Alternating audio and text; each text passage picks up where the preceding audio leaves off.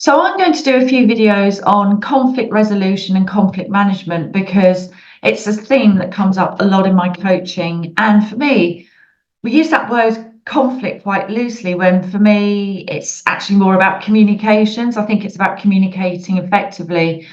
And some of the conflicts that I get involved to deal with and support leaders with and teams with in very many cases could have been avoided. So I want to give you some tips around conflict management skills. So I'm going to kick this off with some signs that you may not be as good or as good as you think you are around conflict management. So listen to these points and see if they resonate with you, because if they do, it might be a sign that you need to revisit your conflict style. So for example, are you somebody that generally avoids dealing with conflict? This could be professionally or personally. Are you somebody that really shies away from those conversations?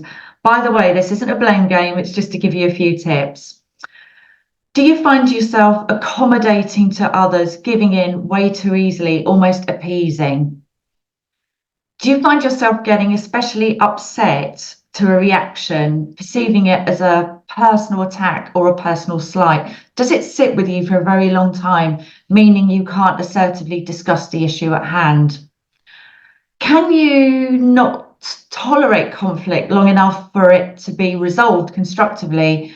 Do you sort of run away from it, or you just can't tolerate it? You get annoyed and walk out the room, so it never actually goes anywhere. Do you find yourself accidentally getting into conflict? Are you one of those people?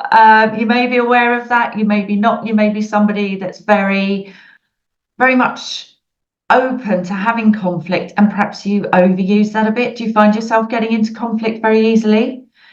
Do you stand up for your own interests, or do you say yes too often? What do you do in those instances? Are you able to stand up and assertively make your point and disagree with others?